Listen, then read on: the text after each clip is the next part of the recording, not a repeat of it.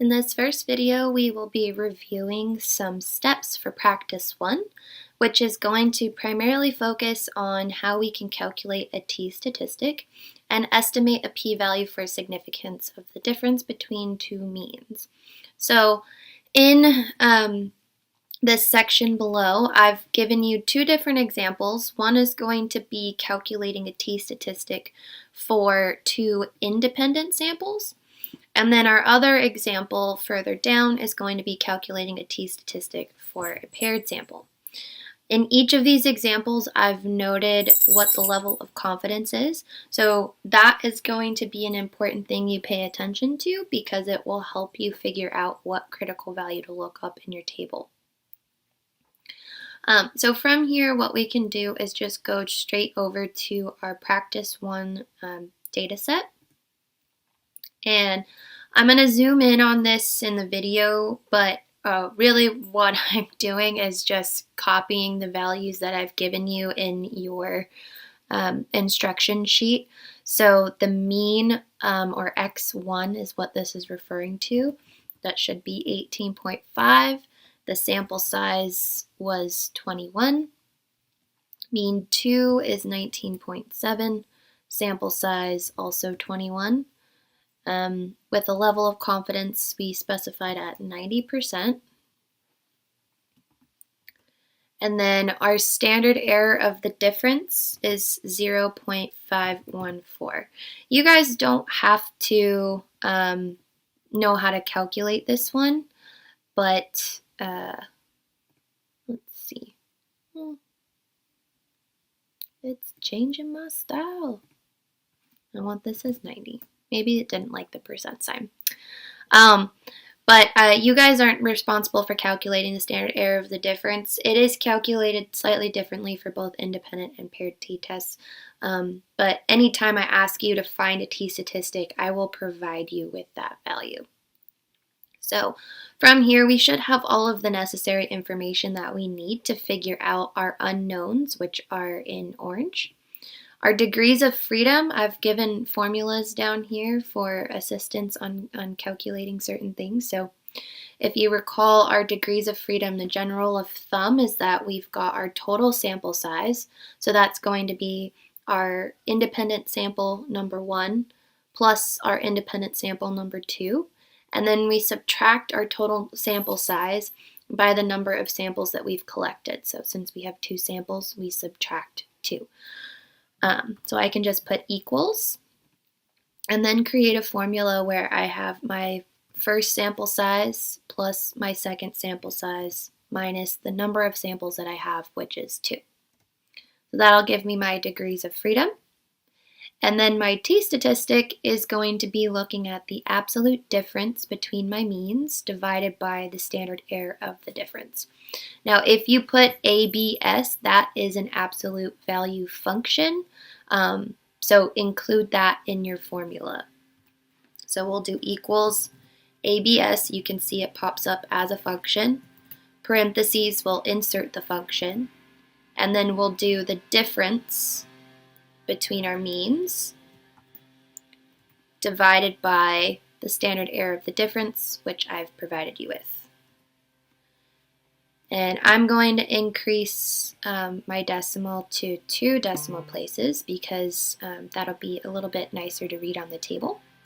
And then from here, I'm looking for my critical value. So let's go ahead and open our t-distribution table. And we know we have a degrees of freedom of 40. We calculated that from our sample sizes.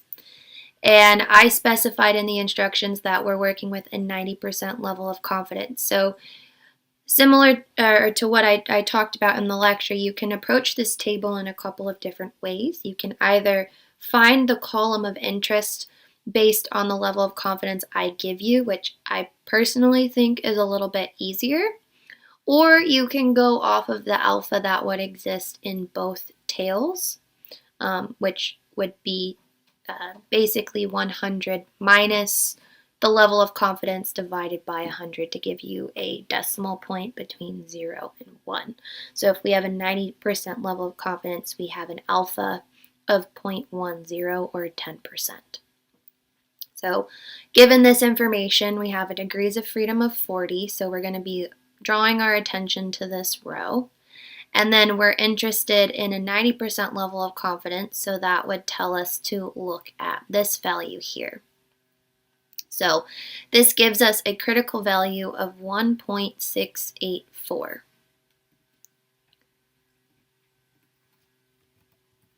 So we can add that to our table. Again, I'm going to increase my decimal places.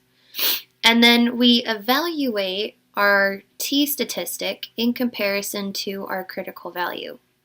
Now, the critical value, you'll recall, is the size of the t-statistic that is required in order to prove significance at that certain level of confidence with that certain degree of freedom.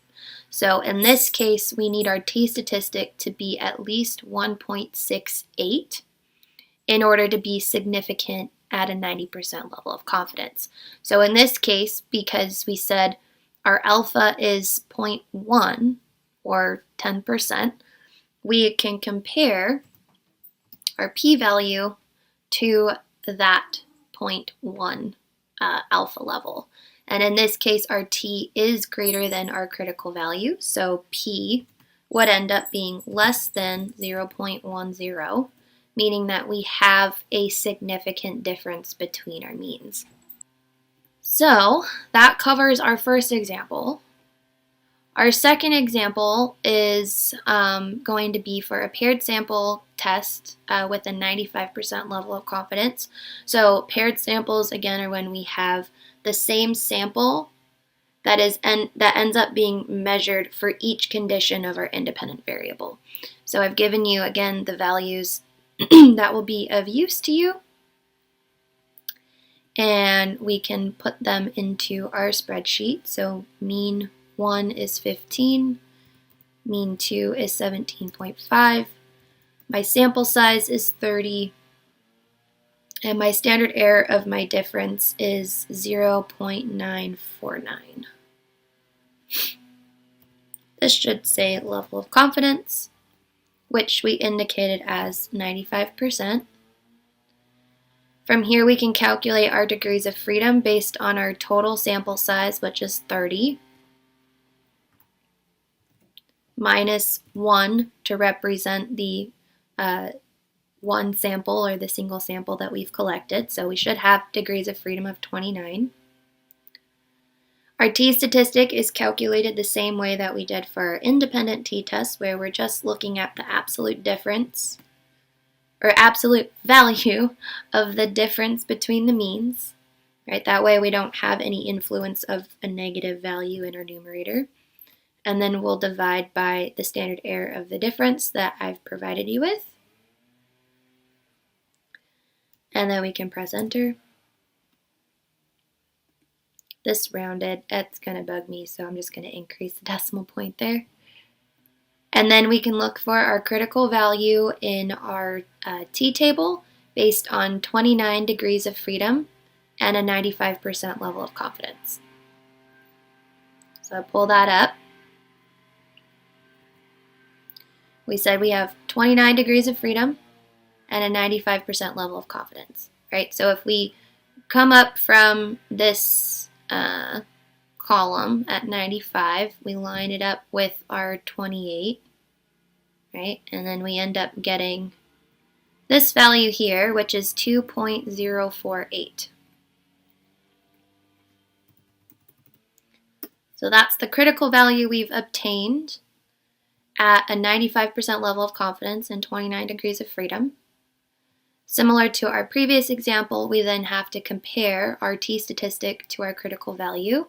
And if t is greater than the critical value, that means we have attained a large enough difference to prove that the difference between the means is significant. So based off of this assessment, 2.63 is greater than 2.048.